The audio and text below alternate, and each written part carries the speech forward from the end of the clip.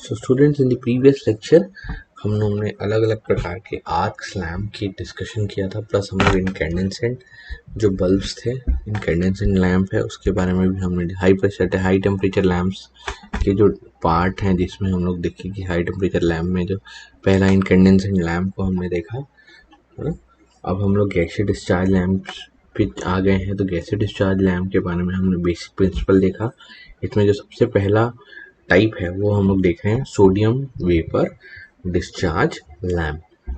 तो sodium vapour discharge जो lamp है ये एक बल्ब का बना होता है, ठीक है, जिसमें कम मात्रा में धात्विक सोडियम नियॉन गैस तथा दो चालक पिन टाइप के आधार पर लगे होते हैं। जो नियॉन गैस की उपस्थिति में देखिए यहाँ पर, देखिए ये है हमारा वैक्यूम ट्यूब है, ये डिस्चार्ज यू ट्यूब है, यहाँ चोक है, यहाँ पर पावर फैक्टर करेक्शन कैपेसिटर है, ये लीक ट्रांसफॉर्मर्स है और ये सप्लाई है। तो हम देख रहे हैं कि ये जो हमारे पिन टाइप के आधार पर लगे होते हैं, नियॉन गैस की उपस्थिति डिस्चार्ज को प्रारंभ करने हेतु होती है। जो नियॉन गैस है, जैसे ही हम लोग इसको स्टार्ट करते हैं तो नियॉन गैस डेवलप होता है और इससे हमको समझ में आता है कि हमारा अब लैम्प जो है वो चालू हो गया। अगर उसका डिस्चार्ज जो पाथ है वो लंबा हो गया है, ठीक है, अर्थात डिस्चार्ज एनवलप को यू आकार में मोड़ दिया जाता है, तो लैंप लगभग 300 डिग्री पर कार्य करता है। देखिए, अगर हम लोग इसको ऐसा यू शेप दे देते हैं तो ये इसका जो टेम्परेचर है वो कितना हो जाता है, 300 डिग्री सेंटीग्रेड हो जाता है। लैंप का क्षैतिज रूप में ही प्रयोग करना उचित चाहिए, इसको हम लोग को हॉरिजॉन्टली ही कार्य करना चाहिए। यह लैंप केवल प्रत्यवर्ती तरह है, सिर्फ एसी करंट के लिए ही उपयोग होता है, क्योंकि चोक का नियंत्रण इसके लिए आवश्यक है, बिकॉज इसमें chalk is plays a very important role. जैसे अब हम लोग जब लैंप कार्य नहीं कर रहा होता है तब सोडियम ठोस जमाव के रूप में ट्यूब के दीवार के किनारों पर होता है, ठीक है। जब ये कार्य नहीं कर रहा होता है तो जो सोडियम होता है वो ट्यूब्स के जो कॉर्नर्स होते हैं वहां पर ये जमे होते हैं, ठीक है। फिर जब सप्लाई से इन्हें जोड़ा जाता है तब नियॉन गैस से डिस्चार्ज होता है तथा लाल संतरा केसरिया चमक मिलती है, और हम देखेंगे ये कौन से कलर का रहता है, केसरिया रंग का चमक मिलता है। धात्विक सोडियम जो है ना, धीरे से वाष्पित होकर आयनित होती है, और जो सोडियम उसके अंदर मौजूद होता है वो आयनाइज होता है और ये पीले रंग का प्रकाश हमको प्रदान करता है, ठीक है। 15 मिनट में लैंप अपने रेटेड प्रकाश निर्गत करता है। इन लैंपों की दक्षता, इनकी जो दक्षता होती है 40 to 50 ल्यूमेन पर वॉट होती है।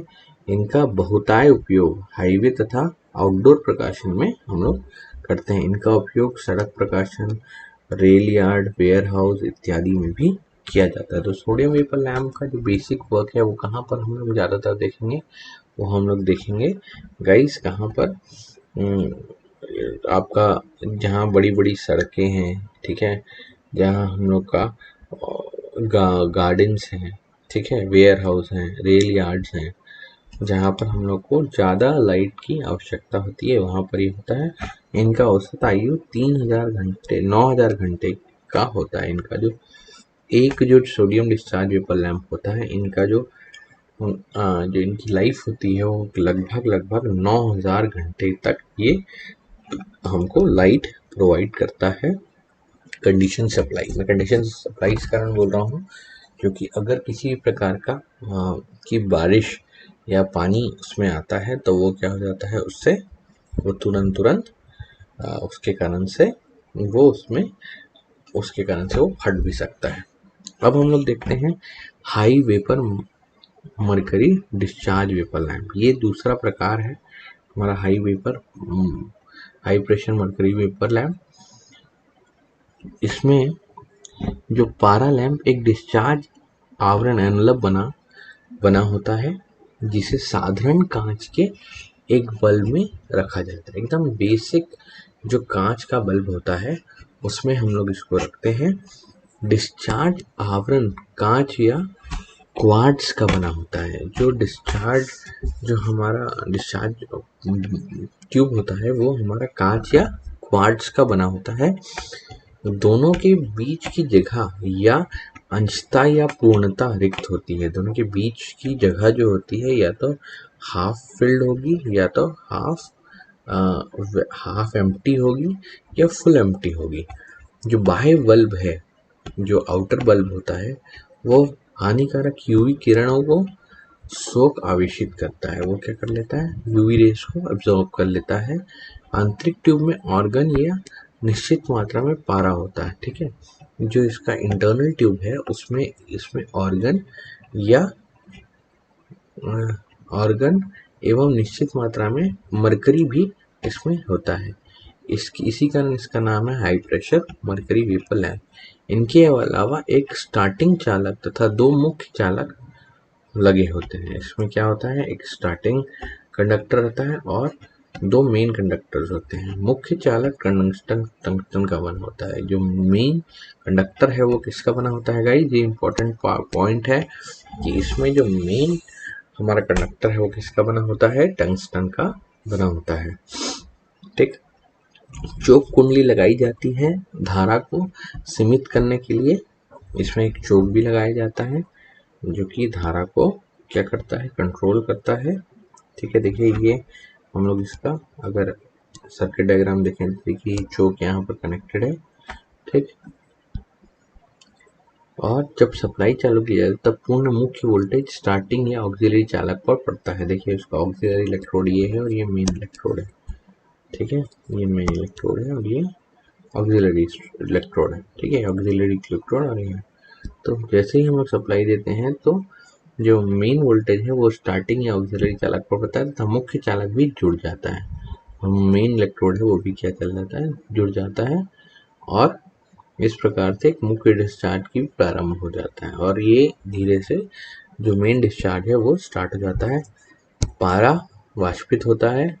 ल्यूमिनस खंड की भी चमकार की हो जाती है। लैंप को पूर्ण चमकीला होने पे 4.5 मिनट का समय लगता है और पूरा इल्यूमिनेट होने के लिए इस लैंप को 4.5 मिनट लग जाता है। तापमान लगभग 300 डिग्री सेंटीग्रेड होता है, जैसे सोडियम वेपर लैंप में हमने देखा था।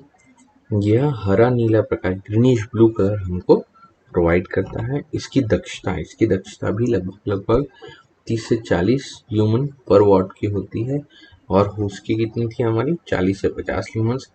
इसको भी हम लोग जो इंडस्ट्रियल हमारे लाइटनिंग है, रेल यार्ड्स हैं, बंदरगाह हैं, कार्यस्थल, बाजार, इन सब में ही हम लोग इसको हाई वेपर लैंप्स का इस्तेमाल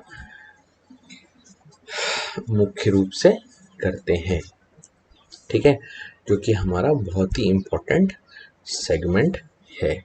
ठीक है, so this are the two high pressure mercury vapour lamp और सोडियम वेपर डिस्चार्ज लैंप, जो कि बहुत ही इम्पोर्टेंट एस्पेक्ट है हमारा as far as this chapter is concern.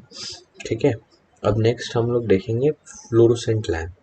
तो फ्लोरोसेंट लैंप, फ्लोरोसेंस उसके बारे में हम लोग समझने की कोशिश करेंगे। This is the connection diagram of fluorescent tube. ये ट्यूब है हमारा फ्लोरोसेंट ट्यूब। जैसे कनेक्शन डायग्राम हम देखते हैं। इन लैंपों के गुणों के कारण इनकी उपयोग बाकी लैंपों की तुलना में अधिक होती है। फ्लोरोसेंट लैंप जो होते हैं वो ज़्यादा काम में आते हैं। यह लैंप ट्यूब नुमा बनाया जाता है। किस टाइप का बनाता है, ट्यूब के रूप में बनाते हैं। इस ट्यूब के आंतरिक सतह को एक पतले प्रदीप्ति फ्लोरोसेंट मटेरियल की परत, इसमें हम तो देखिए ये इसके इंटरनल जो लेयर, तो ये इसके इंटरनल जो लेयर है उसमें हम लोग फ्लोरोसेंट मटेरियल को परत चढ़ाते हैं। और हमने बात किया था कि ये जो फ्लोरोसेंट लैंप है, ठीक है, इसमें हम लोग जो लैंप पदार्थ इच्छित रंग पर निर्भर करता है। ये डिपेंड करता है कि कौन सा रंग हम लोग करना चाहें, जिंक सिलिकेट, कैडमियम सिलिकेट या कैल्शियम टंगस्टेट, इसमें हम लोग लगाते हैं।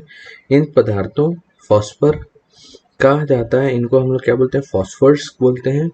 इनमें लघु तरंग अदृश्य विकिरणों को द्वादृश्य प्रकाश में बदलने का सामर्थ्य होता है। ट्यूब में कम मात्रा में ऑर्गन गैस तथा 1-2 बूंद पारा भरा जाता है। इसमें हम लोग मरकरी भी डालते हैं और ऑर्गन गैस भी इसमें डालते हैं। इसमें इनमें 2 चालक जिसमें इलेक्ट्रॉन उत्सर्जन पदार्थ लगा होता है, कुंडली चोक तथा संधारित्र भी इसमें देखिए हम लोग इसमें चोक भी लगाते हैं और कैपेसिटर भी लगाते हैं। ये कैपेसिटर हम लोग अगेन किस पर्पस के कर लेते हैं, ये पावर फैक्टर इम्प्रूवमेंट के लिए लगाते हैं और यहाँ पर चोक भी लगाया जाता है। जब सप्लाई चालू किया जाता है तब दोनों चालक स्विच के जरिए श्रेणी में जुड़ जाते हैं। दोनों किसके सीरीज में वो जुड़ जाते हैं। धारा का मान उच्च होने के कारण वे प्रदीपन प्राप्त करते हैं। और क्या प्राप्त करते हैं, इल्यूमिनेशन मिलता है। धारा हीटर चालक पर भी जाती है जो बाईमेटलिक स्ट्रिप को खोल देता है। ठीक है, यह धारा का बहाव रोक देती है तथा दोनों चालकों पर वोल्टेज उच्च हो जाता है। दोनों चालकों के मध्य आर्क बन जाता है। ठीक है, दोनों ही चालकों के बीच क्या बन जाता है, आर्क बन जाता है। देखिए जो धारा है, जो करंट है हमारा हीटर चालक, जो हीटिंग एलिमेंट है, ठीक है, में भी जाता है जो बाईमेटलिक स्ट्रिप खोल देती है। और ये क्या करते हैं, जो बाईमेटलिक स्ट्रिप है इसको ये ओपन कर देती है और दोनों चालक पर वोल्टेज उच्च हो जाता है। और जो दोनों ही जो हमारे इलेक्ट्रोड्स हैं, दोनों हमारे कंडक्टर्स हैं, उसमें जो वोल्टेज है वो क्या हो जाता है, हाई हो जाता है। दोनों और इन दोनों के बीच में एक आर्क क्रिएट होता है और आर्क होने से क्या हो जाता है, हमारा उसके कारण से जो गैसेस हैं वो आयनाइज हो जाती हैं और बम्बार्डमेंट चालू हो जाता है और इलेक्ट्रॉन उत्सर्जन जारी रहता है। So this are the different types of sources of light जो हम लोग देखना चाह रहे थे। अब in the next lecture everyone हम लोग क्या देखेंगे, the types of lightning schemes, प्रकाशन की विधियाँ।